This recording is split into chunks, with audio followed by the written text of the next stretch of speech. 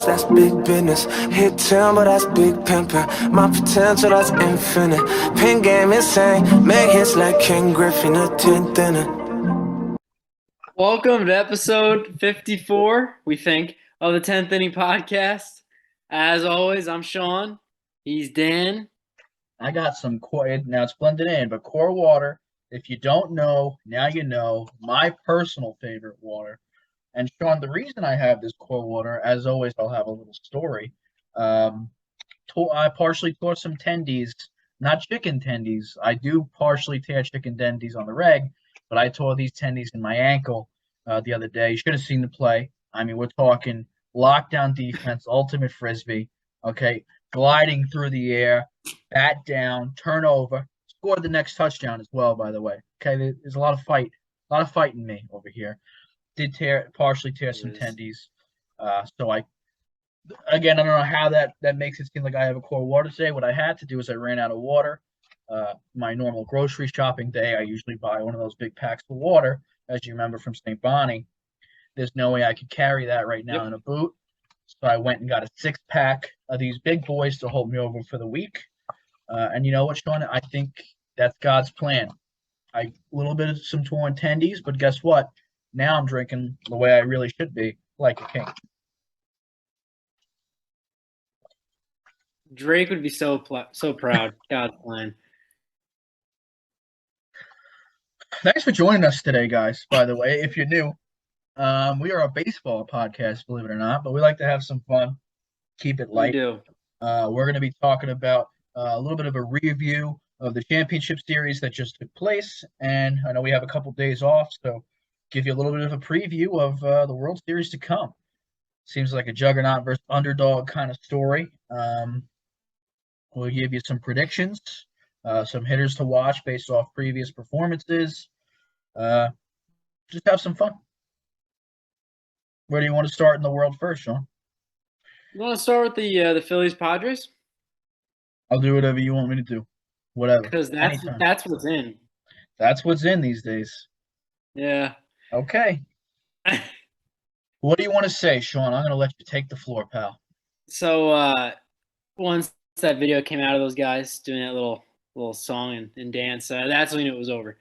But in all seriousness, this series was a lot more high-powered offense, more high-scoring than I had originally thought. I thought the pitching would show through a little more. It really didn't. And that went in the favor of the Phillies because the Phillies have a much better offense statistically in batting average, all those important stats than the Padres had this year. And it showed that you need clutch players. You need every one of your star players to step up, and they did.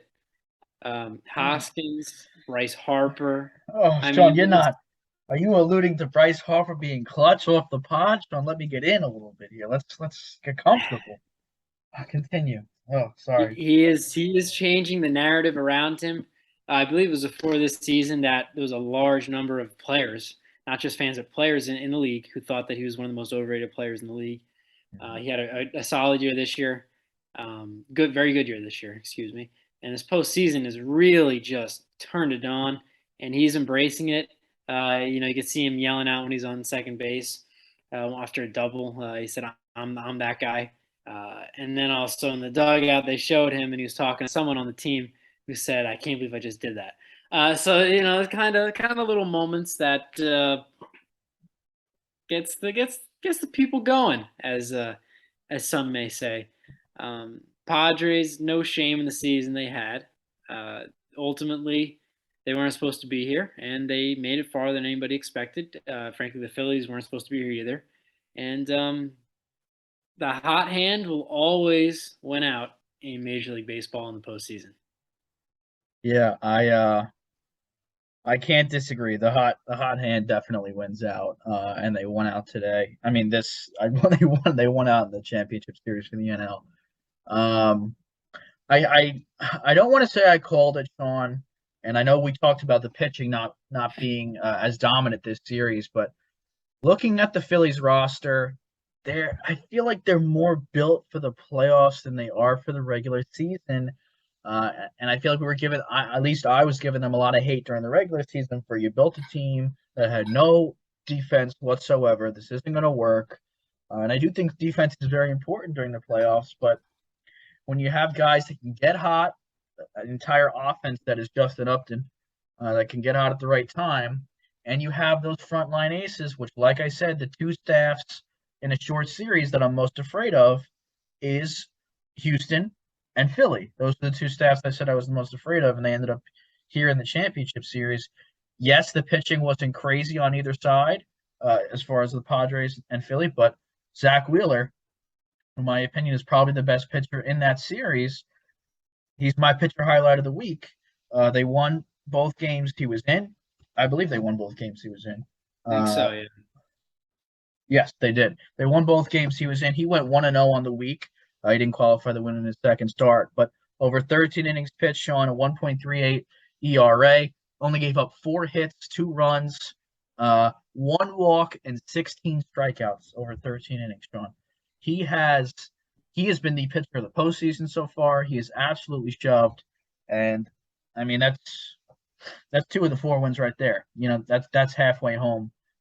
So as much as the offense with Hoskins and Harper, Double H going crazy, Zach Wheeler has really put this team on his back, going deep into most games that he's getting into, and putting up quality starts in I think every game he's pitched in. Yeah. It's funny you say they make errors. That's still showed in the series. I think Gene Segura has a very distinguished arm. He's the first player to make an error, get picked off, and have an RBI hit in the same inning in a postseason game. And that is Gene Segura. He can be great. He can be terrible. You love him. You hate him. He's all over the place. But the Phillies are able to minimize those mistakes more so now in the postseason than they were in the regular season. And you've made a great point the entire year that they are lined up pitching wise to do well in these series. Yeah. All you needed was the offense to get hot, and it absolutely has. You're getting production through up and down the whole lineup, which is huge. I think the biggest thing that we didn't know whether it was going to work is they have an offense that can get hot, that can carry you through a postseason. Have a lineup potent to do that. They have top heavy pitching. Then in a shortened season, you don't have to worry about your 3, 4, 5. Well, you don't have to worry about your 4, 5. You don't have to depend on your 3 to definitely get a win. The problem with the defense, which has kind of, like you said, shown its head still, but they've been able to win because the other two sides have been so good. But the fourth part of the equation, which has kind of been their Achilles heel prior to the defense, has been their bullpen. And somehow or another, their bullpen's actually been really good. Yeah. And that is the part that's been uncharacteristic. Everything else is pretty much playing out how you'd expect. No one's shocked that Wheeler's shoving and Harper and Hoskins are hitting bombs. But the bullpen pulling through has been the real difference between the regular season and postseason for Philadelphia, especially in years past. I don't really know what's gotten into them. Any idea why they're just performing at such a high? Because the bullpen's been really, really locked down. I think it's one of those things where everybody just comes together and starts playing well at the right time. Yeah. We see this almost every postseason. Teams that just kind of, look at the Braves last year. The Braves theoretically, looking back at it, were much more balanced, and you could see them going on a run based on the team they had than the Phillies, comparatively speaking. But I think they won right around the same amount of games. I think the Braves won 88 games last year, and I think the Phillies won 87. So this isn't something we haven't seen before as far as postseason baseball goes. But I don't really know if there's anything like quantitative that we could point to and say, this is what was the turning point. I think it's more so just you get the juices flowing, everybody's hot, and it pulls together well. The thing you got to worry about here, though, we'll get into a little bit later, but I was mentioning now, is the little bit of a layoff. They're used to playing every day, with maybe an off day every once in a while, and that may affect their success, at least in the first game or two in the series, and that's something the Astros have already dealt with having the layoff from the divisional before the divisional series. But the Phillies, they are hot, and Bryce Harper and Rhys Hoskins are looking like they could carry an entire lineup, just them two. Right. Yeah, and when you look at just to shout out the Phillies bullpen, I mean there were two people that didn't really perform up to par, which is shocking. Brad Hand, who has been choking in big situations since I think 1845, gave up 3 earned runs in 1 inning, and Bailey Falter. Sean, if you throw someone named Bailey Falter on the mound, what do you think he's going to do? Any guess what Bailey Falter does on a major league mound? I think Bailey Falter will falter. You know what, Sean, and that's just two managerial experiences right here with me and you. We wish we could have spoke to the Philly staff beforehand. Unfortunately, Rob Thompson. But they won the game. But they won the game. Other than that, Eflin, converted from a starting rotation, 2 innings, no earned. Andrew Belletti, 1 1/3, no earned. David Robertson, over 3 games, 2 2/3, only allowed 1 earned run. Jose Alvarado, 3 innings, no earned. Connor Brogdon, 3 1/3, no earned. Sir Anthony Dominguez, over 4 innings, 1 earned. I mean, they've been shut down. God bless, Sean. And the last thing, I know we mentioned Hoskins a lot. I'm going to go through the hitter and pitcher highlights as they come up, because I know we're only looking at 2 series here from the championship series. It's from the same team for me. My hitter highlight is Harper and Hoskins. I mean, Harper yet again, for reasons I think are pretty obvious. He had the most clutch moments. Hoskins with 4 ding-dongs in the series, though. He had 4 hits. All were Tates. Most of them were in big moments. And I'm not going to talk about Hoskins' offensive performance, because he only had 4 hits. Not that that's bad. They're all ding-dongs. But I saw an interview post-win and post the championship win as well. 2 different interviews. I was never a huge Hoskins guy. I don't think he's ever really been someone that's been in the spotlight whatsoever. He came up. He was kind of like, he felt like a young part of the team for so many years. All of a sudden, it seems like you snap your fingers and he's the vet on the team. I remember Rhys Hoskins coming up. He's the veteran, the longest tenured guy now on the team. And the way he spoke about just the feeling in the clubhouse and how the guys were gelling right now, he was just so authentic and so real. A lot of times you don't get that with athletes. So we're just looking for the, blah, blah, blah, blah. He was so real, so authentic. You can tell it's different. The culture is different right now. And I think it starts with Rhys Hoskins becoming a leader. We spoke so many times about how important the off the field, non-baseball stuff matters in a clubhouse, the mental stuff. Manny Machado, we both have said we think him becoming a leader led to a large portion of the Padres' success. And I think secretly under the radar, Rhys Hoskins becoming a huge leader in that clubhouse has really done a lot, and it's not being spoken about the Phillies' success this year so far. Yeah, but between him and Harper, they both look like they are in control of that team. Yeah. And you got to point to, in some regards, Rob Thompson. Girardi, maybe it was his fault, maybe it wasn't, but right. Ever since that move was made, they played better. And sometimes it's just little things that have to click. And the Phillies have it going, the it factor. They trailed in most of the games in the series at one point. I mean, was it game 3 or maybe game 4? It was game 4 that they were down with 4-0 after the first inning, and then tied it, and then the Padres jumped ahead and then tied it. I think they jumped ahead again and they tied it, or then took the lead. The resiliency is huge. If you score runs and you don't have a shutdown inning and give it right back, that's extremely demoralizing, because it kills all the momentum. And then to do it multiple times and have the same thing happen, it's like, what can we do to win? You have no sort of hope, and you're like, well, if we score a run, they're just going to come back and tie the game. And it just breaks you down, and the Phillies are doing that. They're playing team ball, and I guess you could say they're really playing 2022 Major League Baseball. Get a couple guys on, and someone's going to hit a homer. That is essentially their MO, and it's worked to this point. It's nice to see that at least the Yankees are in the World Series with Rob Thompson and Kevin Long half of the Yankees staff. If Joe Girardi was still there, it'd literally be the entire Yankees coaching staff from 2015. It would be, sorry, just twisted the old ankle in a bad position. Would be there in Philadelphia.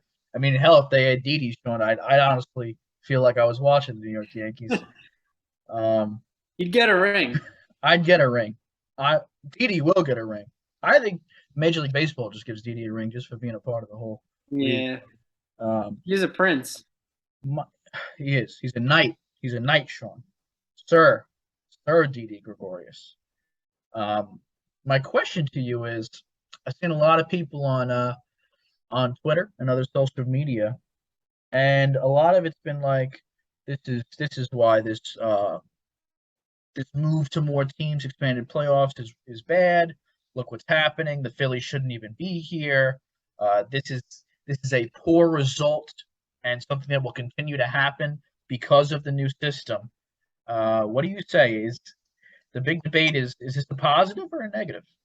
It's really tough. I think I referenced last episode about Ken Rosenthal writing an article that it's too early to tell if this is going to be a continued trend. I think it's the first year, so teams maybe didn't know how to handle it. And when I say teams, I mean the divisional winners, because most of those got bounced. I mean, the Yankees won against the Guardians, but it took them 5 games, Yep. And they were on the brink of elimination. So I don't know if that is going to happen, year in and year out. But for examples, this has been happening forever. Teams have always been hot. I mean, like I said, the Braves last year. Go back to 2015, the Mets, going all the way to the World Series.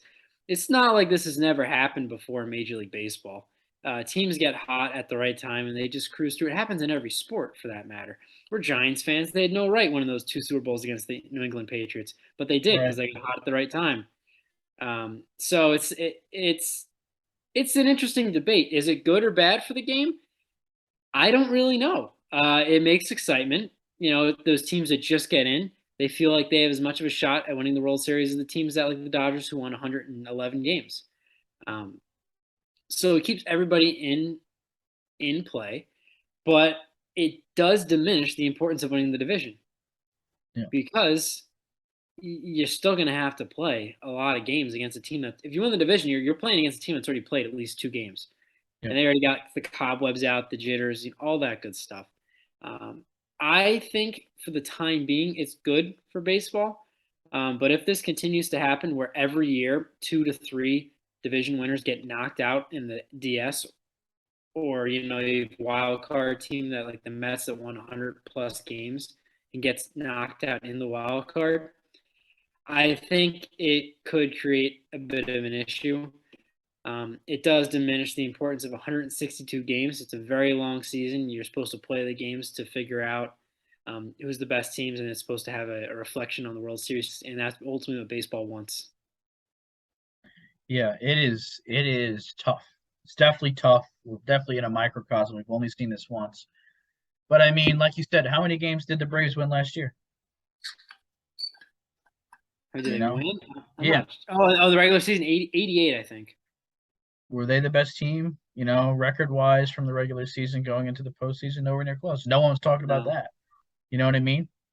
I don't think it's not normal for underdogs to win in Major League Baseball, just like it is in any sport.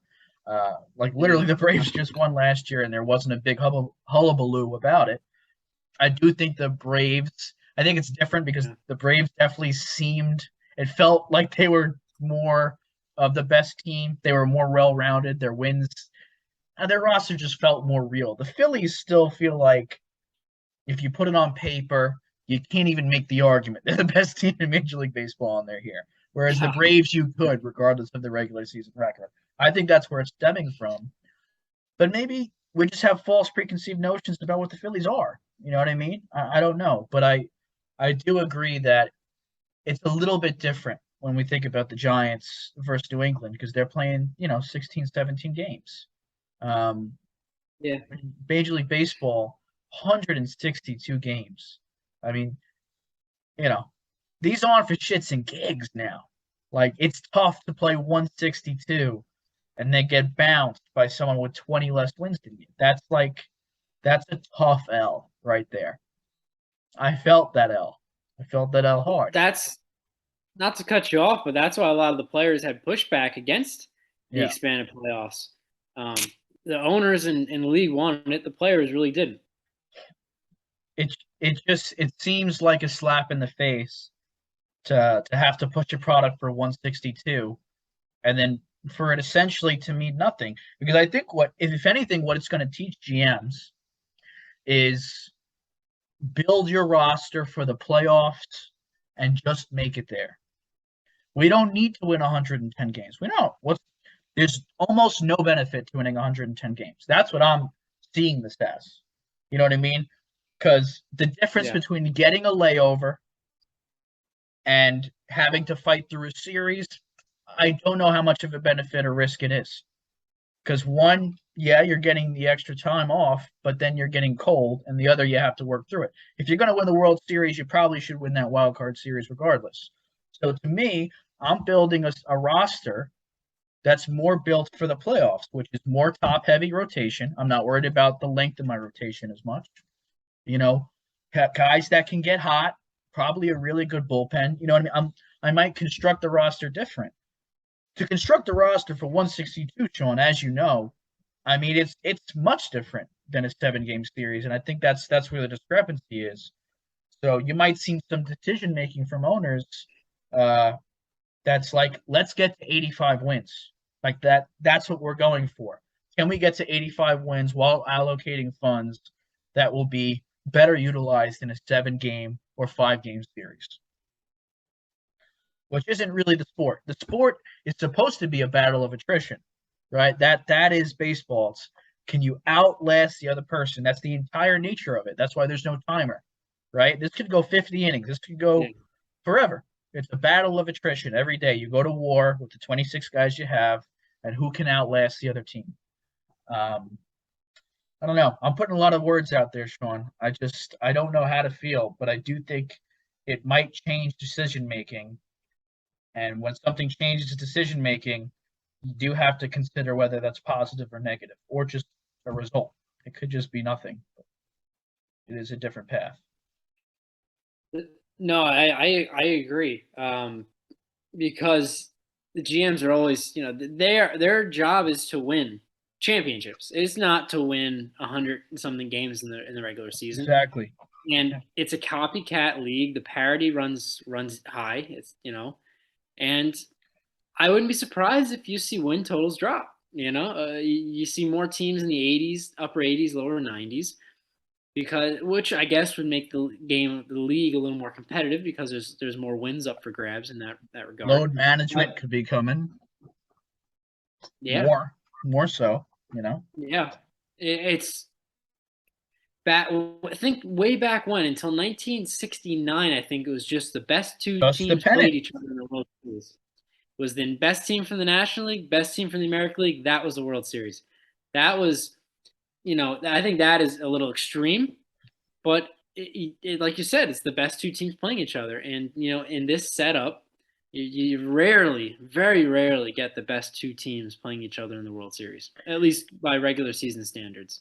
And what I think they're missing is because it's almost done like a whole circle where, like, as you add more teams to make it the games more interesting and make it more lucrative, you've now hit a point, right, where instead of now we have 20 more games that are good for TV deals, now you have 60 games that are no longer good for TV deals because you're losing every game you add in the postseason. You're losing on the back end. You're losing attendance because no one cares about game 114.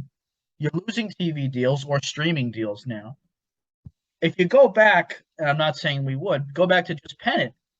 Sean, the last 25 games of the regular season are postseason games now, right? Effectively, because there's going to be 5 or 10 teams fighting for the best division record. All those games are going to be postseason games. And guess what that means? Markets, because the schedule is randomized, markets that wouldn't actually be in the postseason now are in postseason type games, right? To try and play spoiler. They're playing against teams looking to do it. Somehow I think that brings more parity in the league. I don't know how I'm out here, rooting for pennant style baseball, but I think it would give purpose back to those extra games at the end of the regular season. Whereas, yeah, we're getting more viewership for postseason, but we're getting to a point where the postseason's so big people can't even tune into everything. Like it's a push and a pull. You taken from somewhere when you bring it to somewhere else. Yeah, there's only so much to go around. It's you could lose, a game in mid-July, and you're like, yeah, what does it matter? There's 161 other games, which is the beauty of baseball and the downside, all in one. Yeah, It hurts in the revenue aspect or ticket sales because who's going to necessarily go to the game if there's not really that much riding on the line? There's good and bad with everything. It's interesting. I really don't want to see what I think is going to eventually happen, where they're going to add another team in the postseason yeah, because that was what they owners wanted originally. Was I think 8 teams from each league, which is yeah, just going to further water down the postseason product. They're going to be playing games into December. Um, I don't know. I think that if they didn't add a third wild card, that things would be. It didn't need to be fixed, is what I'm saying. But then again, the Phillies wouldn't be here, so it's yeah, it's interesting. We'll see how this goes in years down the road coming. Also, like you said, teams will adjust and maybe better construct their roster for situations like this. This is the first year no one really knew how to approach it, and the Phillies are taking advantage of it. And if you think about it, the Phillies they really almost didn't win that series against the Cardinals. They were down 2-0 heading to the top of the ninth. yeah. Their offense did nothing that whole 8 innings, and Hmm. they got hot, and here they are. Great for Philadelphia. They're greasing the light poles there after every game because people are just so crazy there. Um, I will say this: their stadium is electric, Yeah. electric. Oh yeah. I'm not a Philly guy, obviously, Mets fan, hate the Phillies, but me and Dan talked about this off camera, um, but as a baseball fan, that Bryce Harper home run, Yeah. you can't not get goosebumps. And I'm not a huge Bryce Harper fan, and I said I'm not a Phillies guy, but it doesn't matter. I'm a baseball fan, and if that doesn't get you emotion out of you, good luck. Like, I don't know what will. That is something special. Yeah. No, I've never been a Bryce Harper fan. In fact, I've I've exclusively been a Bryce Harper hater. Um, and as Sean alluded to, we talked about this off camera. The way that I described it, because I mean, I got goosebumps watching it. I mean, it was a magical moment, opposite field. I almost felt like I was so happy for him because he really needed that for people like me to shut me up. Because it's like Stephen A. Smith with the Cowboys, right? Where Stephen A. Smith doesn't hate the Cowboys player. He doesn't hate Dak Prescott. He hates Cowboys fans because they're so irritating because they think they're so good when they're really not all that. And that's Bryce Harper. Okay, he Haven't ain't all been that. in years. God, Bryce Harper fans are intolerable. But then I can't say nothing. He is on his back carrying an offense right now. Can't say nothing about it. Won an MVP now. Had another MVP pipe performance if you extrapolate it over 162. And now I can't just say he's a regular season guy. He's never done shit in the postseason. He's carrying a team. Yeah. And you can see it in He's his eyes. I mean, these players know it. Like they know what their lives are. You can see it in his eyes how much it means to him. I mean, he came up at 19, Sean. He's 30 years old. Bryce Harper's been in this league a long time now, and he's finally doing yeah. it. And it's just like, you know what, man? Congrats. Like he deserves it. He is that guy. Yeah. He is him right now. Bryce Harper is him. He is the reason the Phillies, a large part of the reason the Phillies are where they are, and God bless. I'm happy for him. I mean, he has got that monkey off his back. He's won multiple MVPs, but before this year, he had never advanced past the first round of his or first. He's never won a series before in his Yeah. career. Had some epic collapses with the Nationals, and then they win the World Series a year after he leaves. So he just that's all. I'm sure that's always been in the back of his mind. And then he signs a huge contract, and there's that pressure on there. Yeah. And now he's it's all gravy. He got past it. Everybody knows how good he is, and I wouldn't be surprised if he just now, the rest of his career, or at least the next few years in his prime, he looks like he will look like a different person on the field. Yeah. On and off the field, he starts playing a little more loose, and maybe that'll improve his performance. Also, I don't know if you caught this, but the owner of the Phillies came up to him after the game on the field, and they were celebrating after the win. And he said that he's underpaid. The owner said that he's underpaying Harper. He deserves more based off this performance. They had a nice laugh about it on the field, which I thought was kind of cool because usually you think owners and players are adversarial. And he is getting paid a lot of money, and he is not being underpaid. Just letting you know. And that was kind of a cool moment. Yeah, there is. Listen, when you bring someone a championship, Sean, there's no ability to pay them enough. There is no amount of money that's worth what he's doing right now in prime time. Something that I just thought about, kind of off the record, but here we are, on the pod. Harper, the Nationals win in 2019, right? Right after losing Bryce Harper, which me and you both called in a train station parking lot on the phone, I will add. Yes. 2021, Braves win their championship, right? Who was missing? Possibly their best player, Ronald Acuna Jr. 2022, I was waiting to see what would happen. Padres beat the Dodgers, supposed best team in the NL, almost go to the World Series. Who are they missing? Their supposed best player, Fernando Tatis Jr. I don't know what I'm saying by saying that, but it's kind of interesting because we said that last year about the Braves. Like, man, they won without Acuna. They won without their best player, supposedly. I mean, you could argue it's Freddie Freeman, but a lot of people would argue it's Acuna, or at least 1A, 1B. And they would have said that about Harper. And, most people would say Tatis is clearly the best player on the Padres. Again, maybe you argue Machado or slightly Soto now that he's there. I don't know. Something to think about. I think maybe you kick your best. Yankees lose Judge, Sean. Watch out next year.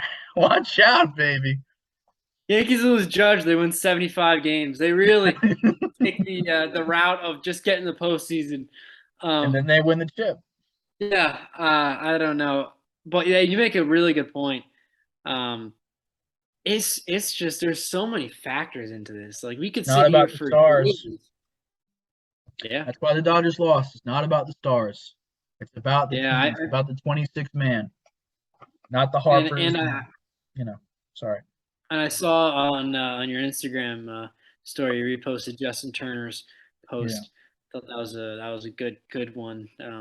If you follow Justin Turner on Instagram, even if you don't, if you're a Dodgers fan especially, go and read that. I thought he was retiring, Sean. I was about to cry my eyes out.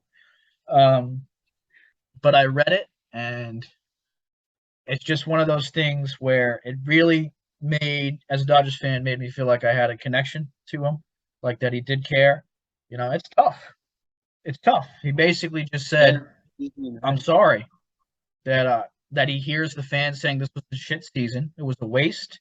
We did it again. This has happened constantly where we folded being the best team, and that he's sorry, but he appreciates the support and that they feel it too. It's just a real paragraph to Dodgers fans, and I appreciate that Justin Turner taking accountability. It is tough though. That's baseball. That's sports. Shall we move on to the Yankees Astros series? I guess. Was that even a series, or was it just a straight slaughter? Well, Sean, I did say they were going to be gentlemen about it. They weren't very gentlemanly. I thought they would give them one just for shits and gigs. I was a fool and said it'd go 7 because I was really thinking the Yankees would be motivated to beat the Astros.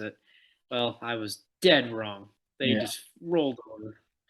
It wasn't pretty, Sean. Judge didn't look good again. No. And without Judge looking good. Not to go off the rails, but has he had a good postseason yet? Like in any postseason? I remember his first one when they played the Indians and the Astros in 2017. He was god-awful against Cleveland and picked it up a little bit against the Astros. But I don't recall him ever really performing well in the postseason. I could be wrong, but I don't remember him doing all that well. Well, I'll be the guy to look it up right now for you, Sean. If you give me a moment of your time here. Let's go postseason Absolutely. cumulative. So in 2017, holy good lord up in fucking heaven. Take a guess. Holy shit. In 13 games, how many strikeouts Judge had in 2017? Well, I remember against the Indians, I think he was like 0 for like 8 with like 8 consecutive strikeouts or some ridiculous thing. Like his last 8 at bats were strikeouts. I'm gonna say he struck out 30 times. 27 times. That's a Wow. lot. In Oh 48 yeah. at bats. He hit 188. Did have 4 bombs, but he hit 188. 2018, in 5 games, he hit 421 with 3 bombs. So Okay. All 2018, right. Judge 947, slug 1400 OPS. Judge had a quite a 2018 playoffs. 2019, 265, 390. You take that every All day. right. 1 bomb in 9 games, 11 Ks. Strikeouts were high, but he was in a short sample size. That's fine. 2020, 133, 229 with 10 Ks in 7 games. You'd like to see more. 2021, not the greatest. It was only 1 game, 1 for 4. And 2022, putrid, 139, 184, 2 homers, 15 Ks in 9 games. I'd say he had So he one hasn't. and a half really good postseasons. That was it. Yeah. And 211, this year, 310. honestly, I'd give him a pass. Yeah. Sorry. This year, I'd give him a pass just because all that pressure with the home Yeah. run, Roger Maris record, Oh, and he he changed must his have been swing. exhausted. Oh yeah. Yeah. Yeah. He was literally post home run derby. I mean, that's basically what happened because he was in home run derby mode, and he probably fucked up his swing, unfortunately for him. Yeah, I mean that's Yeah. tough shit. The Yankees. I mean, we said it, Sean. They're just not a good team. Like No, they didn't not at all. really, they didn't really deserve to be there. I know they won a lot of games, but Somehow. Judge carried them. And like I said in the preview, if Judge doesn't hit, I don't trust anyone they have to lean on after Judge. Uh, and that kind of came true. 4 game sweep wasn't pretty. No. Wasn't pretty at all. Now, Sean, do you have a hitter and pitcher highlight? Because I haven't heard you say anything.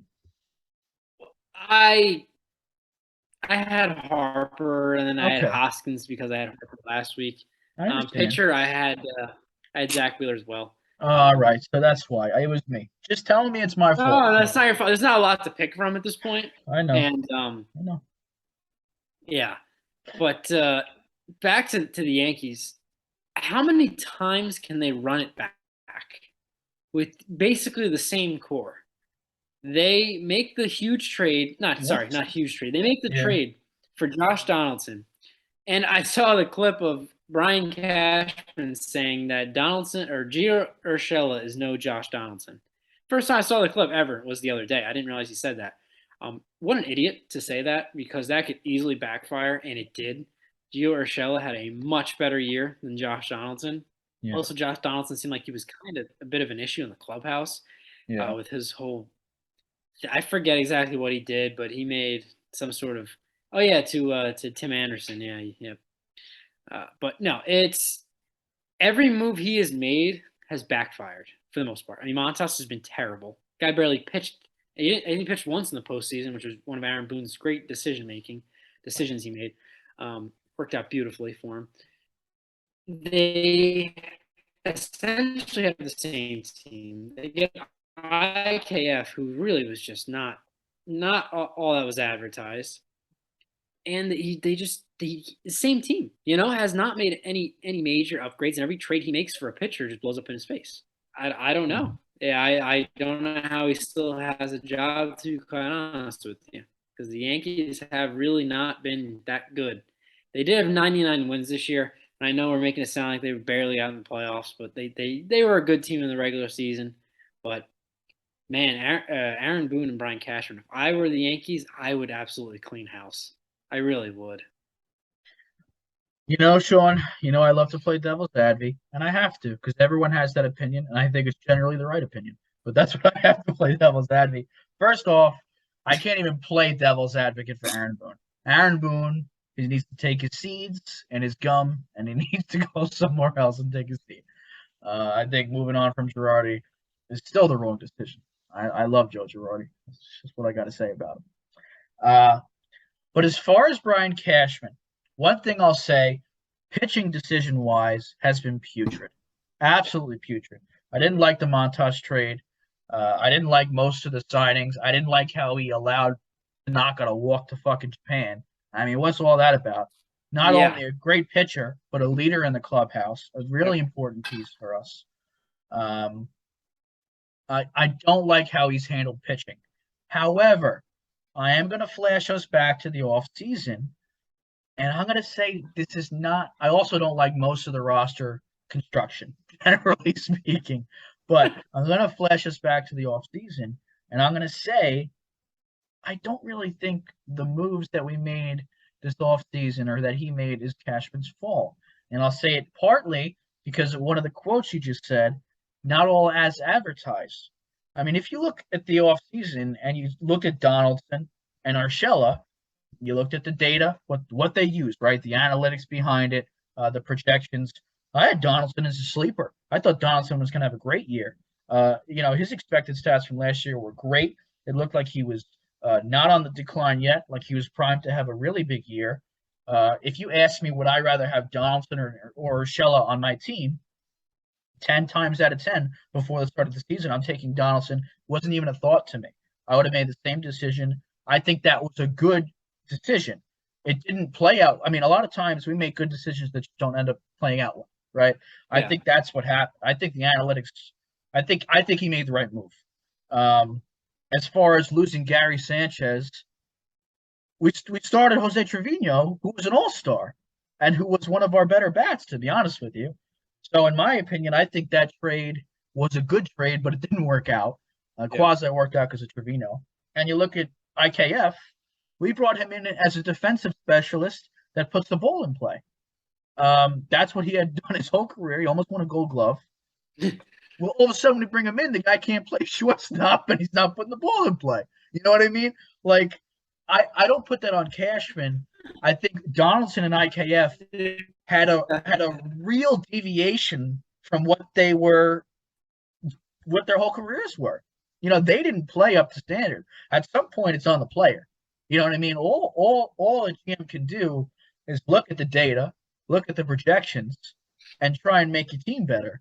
But if the players don't play how they're supposed to play, I mean, to me, that's on Boone.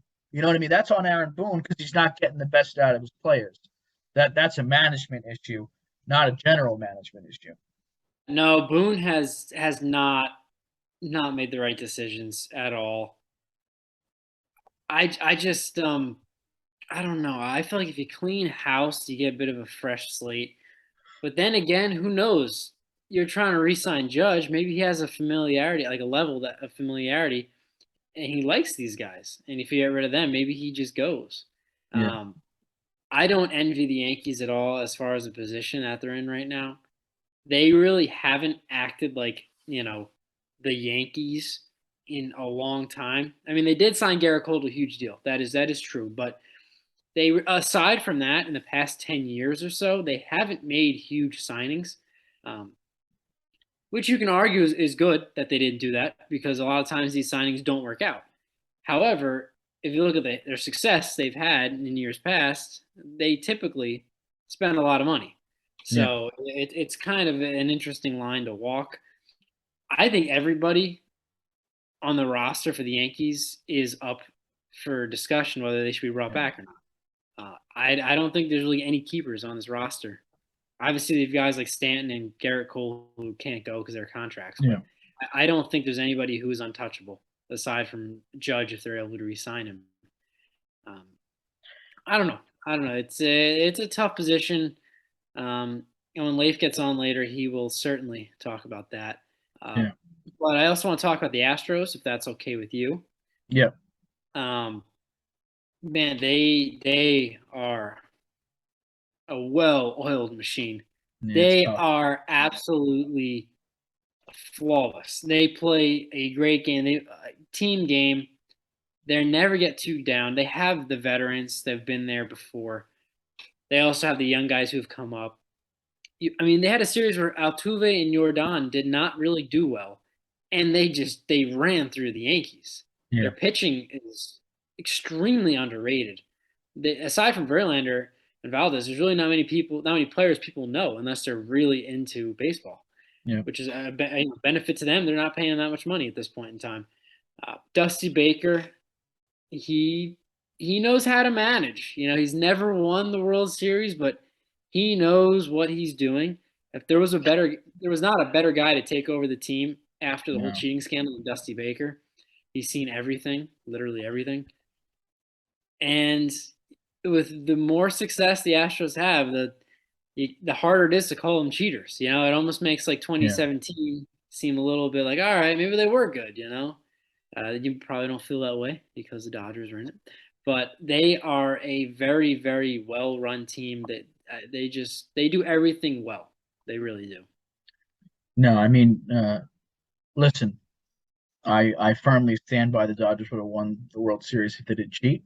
However, I will say, uh, I think if anything, as the old education system quote goes, the only person that's you getting one over by cheating is yourself. Um, I think what ended up happening is now people are tainting an organization that could have won without cheating. They easily could have beat the Dodgers without cheating. I think it's pretty clear. They're a phenomenal team with a bunch of phenomenal players, and unfortunately now they're going to be tainted, kind of like A-Rod. Like we see this so many times in sports. Ryan Braun, but these are just great players. Barry Bonds, Barry Tatis. Barry Bonds is a Hall of Famer before he fucking cheated. You know what I mean? Um, you're only hurting yourself. Uh, they easily could have been the dynasty of the decade. They might still be, but they would have been regarded as one of the greatest, teams, probably dynasties of all time. But they did something that they didn't need to do when they cheated. They are, like you said, a well-oiled machine. I'm not a fan of them, but it's pretty clear, unless somehow they are still cheating, which unfortunately comes to people's mind because once you get burned, you know, you never lose that. Yeah. They they're a great team. That's it. I don't want to say much about them. So I like Jordan. That's about it. Yeah. Yeah. No, I still that whole cheating thing. How they got off so easy. Like, Yeah. it still boggles my mind. They Player cheated, wise, won yeah. a championship, and they didn't miss a beat. Yeah. The people that got punished were AJ Hinch and the GM I can't think of his name right now. Can't think of it, but Was yeah, it Dombrowski? Or was it no, No, Dombrowski wasn't there. it AJ wasn't Preller? Preller, right? No, No, he's with the Padres. Padres. I can't think of it, but anyway, and then COVID happened, and that greatly affected things. But the fact they didn't have to vacate the title is still shocking to me. Yeah. Really, I think if they vacated the title, people wouldn't have been as mad. They're like, all right, they got their due. Yeah. This is a couple of years old at this point, but we didn't have the podcast back then, so I'm just talking about it now. I don't know. The Astros are they know how to develop talent too. They find these undervalued guys, and they're acting like they're a smaller market team. They're acting like a smaller market team, but they're actually a fairly big market. Houston is one of the biggest markets in the U.S. sports wise. Yeah. Kind of like the Dodgers in a sense. They act like small market when it comes to developing talent, finding the They undervalued used to. guys, but they also true. They also can supplement it with some free agent signings like Michael Brantley a couple of years back. But they don't spend unnecessary money if they don't need to. Yeah. No, I know. That just hurt the way you said like the Dodgers. So, back when we were good, Sean. Back when we were bringing up Jock Peterson, Corey Seager, and Cody Bellinger, back to back years, all rookie of the year type players every single season.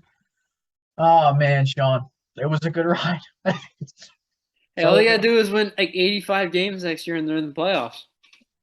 That'll be the year that'll be the season the Dodgers win the World Series when they are like slightly above 500 but win it all. and everyone will say it doesn't count. They shouldn't have been there anyway. And I'll say, you know what? God bless everybody. No one will ever be happy with us. Good enough. Oh, Oh well. Do you want to go a mid podcast? Take a look at last week's and the week before um, picks to click, or do you want to sure. jump right into the preview? I say let's do a picks to click. Okay. So again, these are from 2 weeks ago. As you remember, Coach gave us our picks to click. Number one, Sean. How many total games will be played in the division series round? You said 17. I said 18. Answer, Sean, 16. No one gets a point. How many extra base hits will Soto get?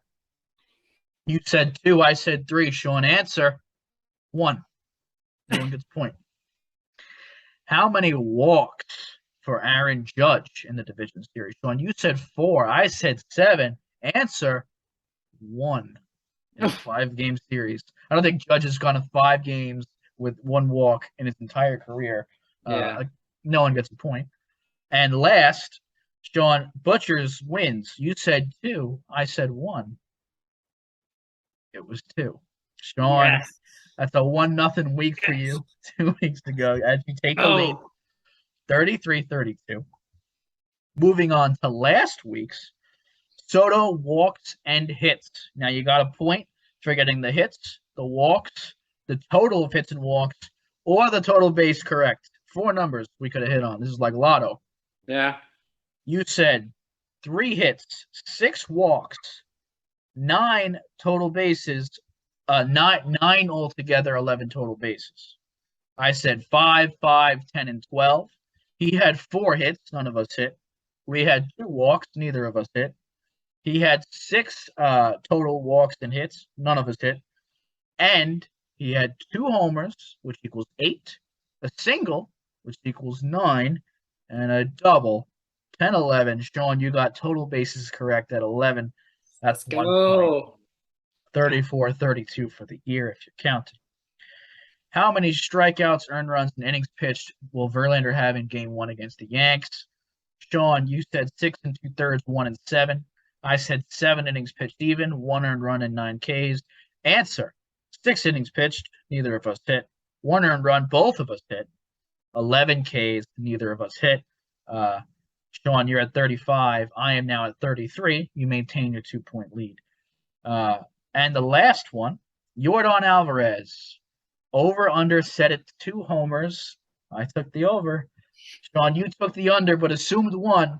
But doesn't matter. You're right. It was under. He hit none, giving you a point there, making it 36-33, a 3-point lead going into, I guess, the last week of the season. Well, as being a Mets fan, I know how to choke. So hopefully I won't do that. Sean, I'm just hoping. I'm hoping to God if I could somehow win this week 4-0. I don't know how. If you win this week 4-0, I will give you a firm handshake and a hug. Thank you. I'd appreciate that. I really would. Oh, that's such a choke job for me, Sean. Going tied into the semifinals and I go down by 3 points. Oh, but I've been the comeback kid all year. I like you from behind. Hey, Timeout. you're still in my line. I don't like it. I don't like it from behind. I like being behind. All right, I do like being behind.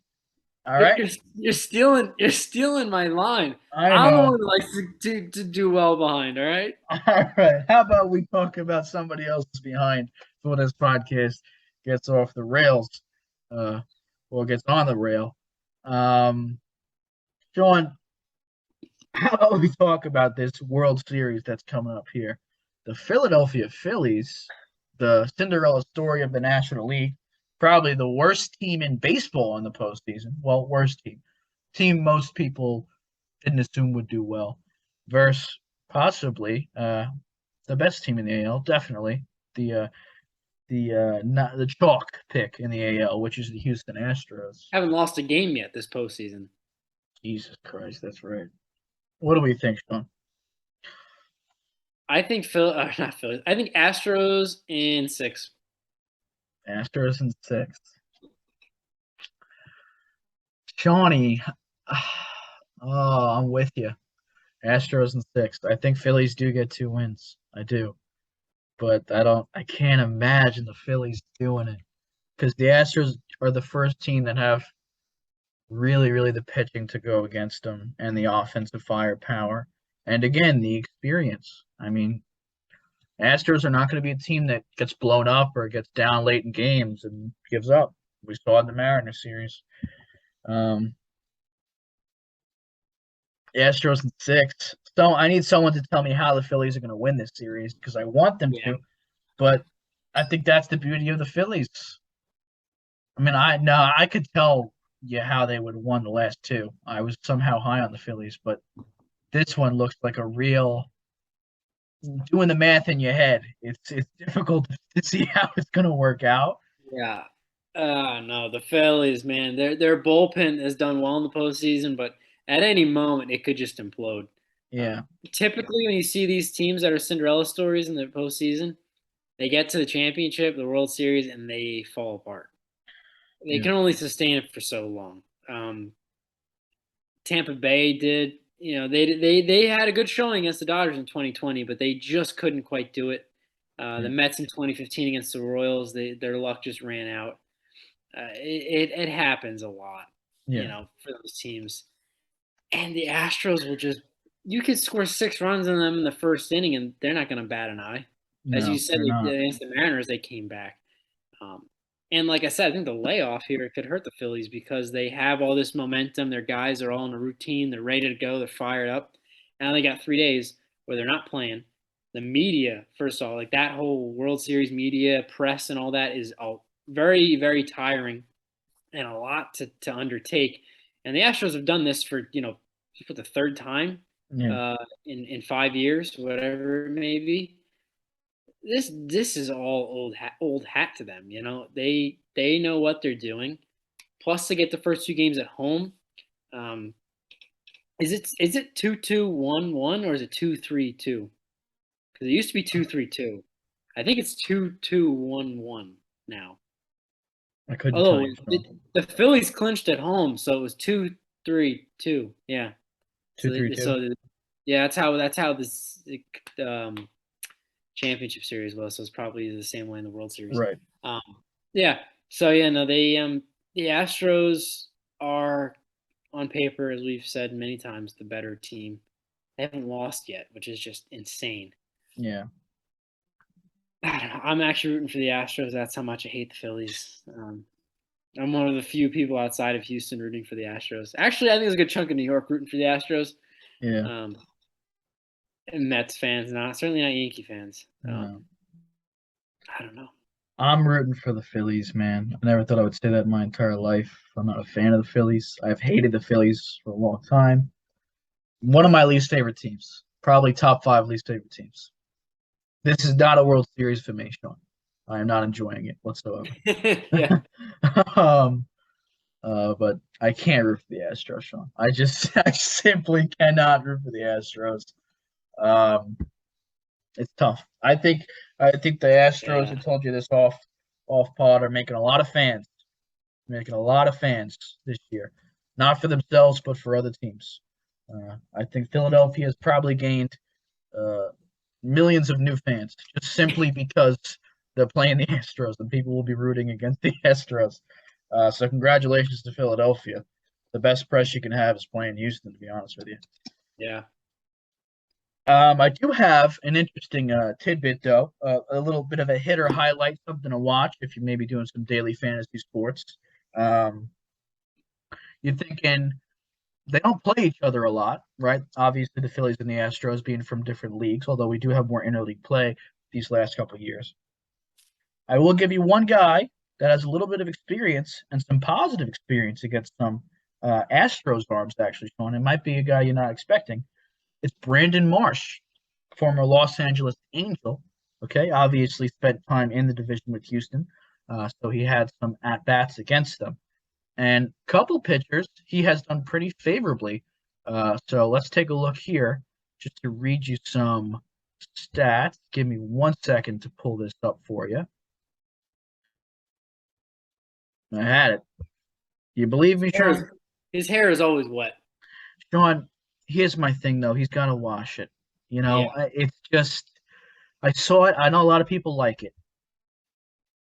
For It's pretty me, gross, if I'm being honest. it's too much for me, Sean. He just simply has to wash it. Uh, it's just so wet, and I know it's not wet. That's the thing. I know it looks wet, but it's not. It's just greasy, and people think it's like a look. Anyway, Not a good one. no, I appreciate you helping He's me. trying to catch be up. Jason Worth, but there's only one Jason There's Worth. only one. Is he stopping his swing halfway through, still hitting homers? No, he's No. not. He's not. So the first guy I want to talk about is Luis Garcia, who has been turned into more of a bullpen piece, but someone that can come in late in games and in the 7-game series might go multiple innings for sure. Showing in 10 at bats. I know it's small, but again, basically the biggest sample size against Luis Garcia or the Phillies pitcher for that day, Rangers Suarez probably for that matter. 5 hits in 10 at bats, Sean. He's hitting 500 with a 583 on base percentage, 4 singles and a double with 2 walks. Never strike out against them. So if you get a situation where Luis is going to open or throw multiple innings and Brandon Marsh is in the lineup, obviously, that's something you want to look at. Definitely, he probably has the best numbers against him as far as any batter pitcher splits in the entire series. And secondly, against Christian Javier, which will probably get a start. 7 at bats only, Sean, but 4 hits, 3 singles, and a double. Hitting 571 against him. I know small sample size, but I mean, if you're tagging a guy for 4 hits and 7 at bats and 5 hits and 10, he's seeing them pretty well. Yeah. So Brandon Marsh, watch out for some big knocks against Christian Javier and Luis Garcia. You heard it here first. And World Series MVP. Dan just called it. Brandon Marsh, World Series MVP, because of 2 huge games with big hits coming off Luis Garcia and Christian Javier. We'll pin this. We will tag that. We'll be putting it all out all over the place when he does. Yeah, this will be the new Scherzer clip. This will be the I'll new enjoy Scherzer this clip. For sure. Okay, Shawnee, where is it time for picks to click, or we have more to say about this series? I don't think I have anything else to add on the series. I don't know if you do. I don't. I gotta, I think Wheeler. I don't know. I don't have anything to say. I don't know how Wheeler does. I don't know how Verlander does. I want to say Wheeler shoves, but this is a different opponent, Sean. This is a different animal. This is Very just much so. This is boss level, and I can't really say anything negative against them as much as Sean. I would love to. With all my heart and soul. So picks to click, Sean. Talking about the Phillies bullpen, right? How they're going to implode. What is the Phillies bullpen? How many earned runs does the Phillies bullpen give up in this series? Oh, that's tough. Tough one. I'm gonna say 5. Sean, you're gonna go 5 earned runs by the Phillies bullpen. That's a good guess there, Sean. Thank you. That is a good guess. I'm gonna go with 6. I'm right on you. Okay. Okay.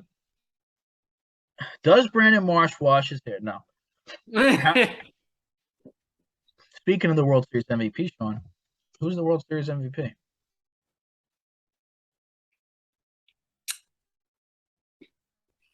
Jose Altuve. He's had a slow postseason. I think he just catches fire in the World Series. Sean, you know how nauseating that is, right? Yeah. Well, if you say Bryce Harper, it's just going to be just as nauseating. I'll go with Jordan Alvarez. The only thing I can handle, and I got to go somewhat chalk, man. I got to win. I have to. True. I'm making these up on the fly. Brandon Marsh. Okay, we talked about being the hitter highlight. How many hits does Brandon Marsh get in this series?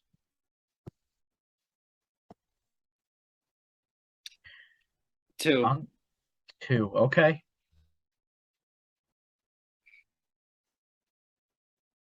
Man, it's not. I don't think it's going to be crazy.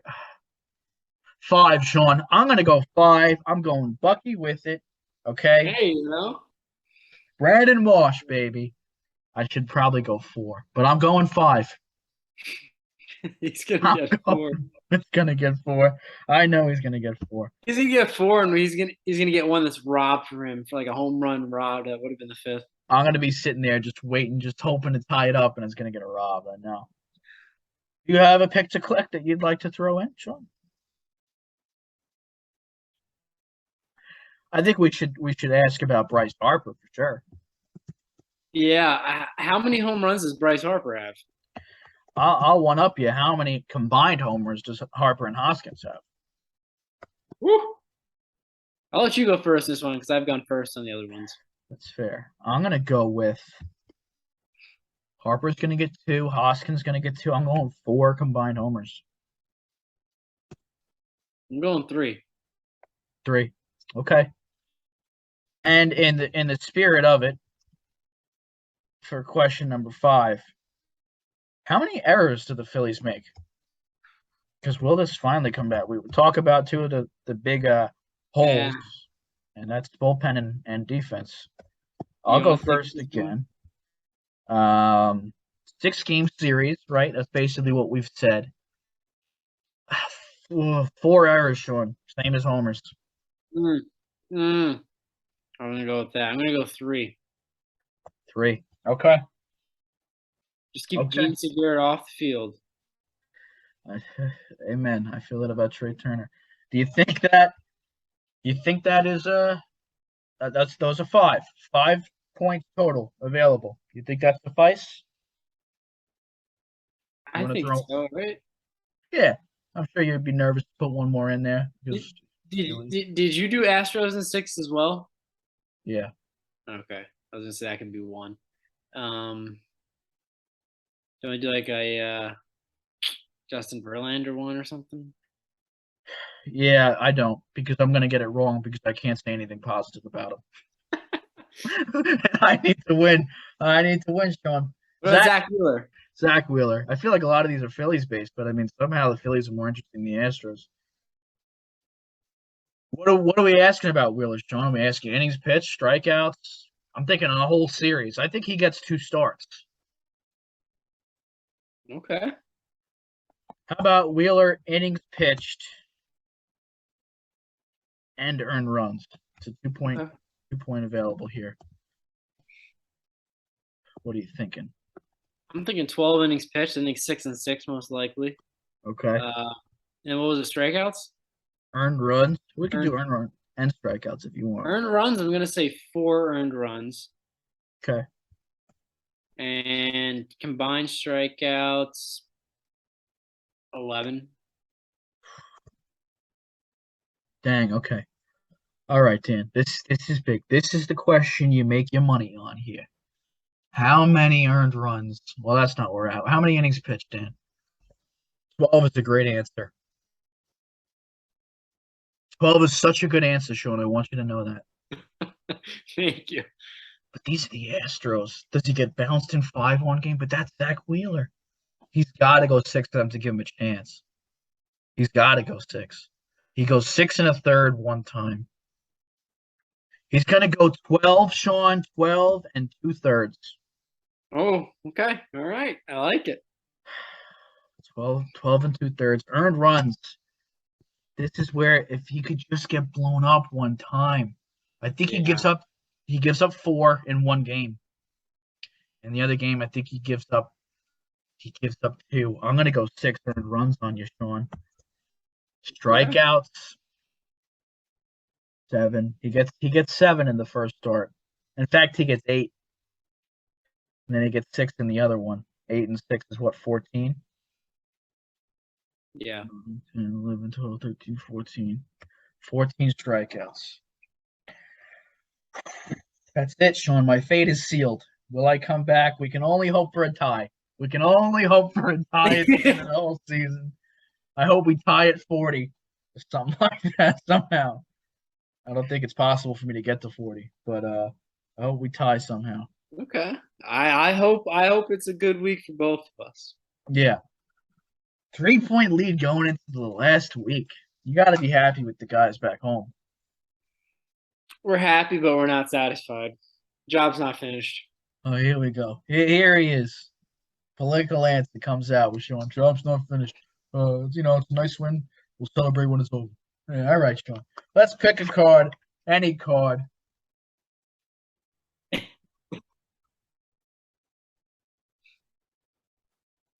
That's good. That's good.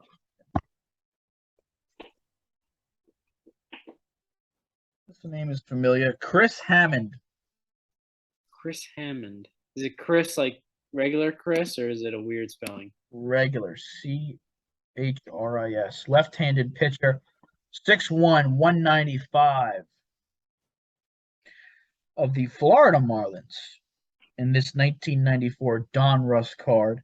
In 1993, Shawnee went 11 and 12, 4.66 ERA, in 32 games started, had 191 innings pitched, only 108 strikeouts. That is certainly a 1980 strikeout rate. Yeah, that was 93 was the first year of the Marlins. Really? Yeah. Okay. Interesting. Maybe he was a expansion draft guy. Any fun fact other than that? That is a fun fact, let me tell you, about Chris Hammond. I'm pulling up his page right now as we speak. It's a little slow at the moment. It's very slow at the moment. I'm gonna look up his face. I can show it to the viewers at home. I might just use my phone here. It's that slow, huh? Yeah.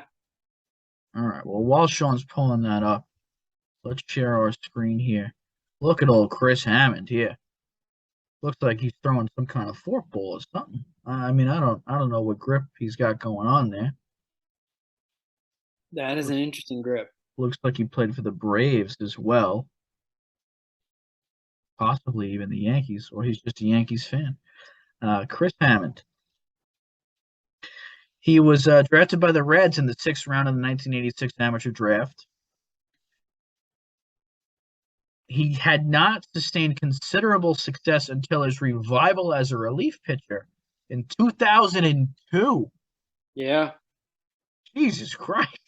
He got drafted in 86. In 2002. You're talking about he finally got good in 2002? He pitched till he was 40. In 2006 when he retired. Wow, Sean. 2002, we're talking 7 and 2.95 ERA. That is wow. He had a 4.41 ERA plus in 2002. If you guys know what ERA plus is at home, that is got to be the highest ERA plus I've ever seen in my entire life. That is pretty phenomenal. Good for Chris Hammond, huh? Very good for Chris Hammond. Was he no, he wasn't a closer just early in. Yeah. Between 36 and 38, he really did it up for Atlanta, New York, and then Oakland. Yeah, he didn't really have a great career up and then took 2 years off. What was he doing during these 2 years? He just stopped. Maybe he was learning how to throw a forkball. Probably was Tommy John or something. What is this guy's arsenal, though? I want to know if he threw a forkball. You can't find it, right? How do you look up stuff like that, Sean? I should go repertoire, maybe. Is that the? Or just pitches? Pitches. Okay. I gotta dumb it down for him. You thinking? Yeah, not everybody's as smart as us. I don't think they're telling me either way, Sean. Oh, Fangraphs, maybe they'll list his pitches, but I doubt they're gonna have. I doubt they're gonna have his pitches. Hey, I tried, Sean. And I think that's all you could really ask from me is Yeah. that I gave it the old try. They're not gonna have stats definitely for his individual pitches as they would nowadays, unfortunately. But congrats to Chris Hammond on a good revival. That's listen, everyone loves a comeback story. We do. 12 career wins above replacements. That means he made a positive impact on the major leagues. Not many people can say that. Happy to you and your family, Chris Hammond. That's all I got for him today, Sean. Yeah, no coach. I think he's still out there playing softies. We might have either a midweek extra special Yankees rant to drop, or somehow come back for the World Series episode. You might have a random Yankees rant on that one. It will be a shorter episode, so we'll only have one thing to go over, just a review, no preview, maybe an off-season preview. But you will get your Yankees rant, trust me, over Coach's dead body. But it won't be on this specific episode. I apologize. Yeah. Thank you guys for joining us. We hope this was entertaining. Tune in next week to see who wins the entire year. Sean currently has a 3-point lead. Hope it's me. I hope it's me, Sean. Anything to sign him off? Anything to tell him before we enjoy the World Series? We only have a certain amount of games left, and once season ends, be hopeful for your team next year. Enjoy it while it's still here, because one day it's going to be gone. Please subscribe down below. We don't always ask, but it'd be so awesome if you could subscribe down below, all the new viewers. Thanks so much for watching. We'll see you next week.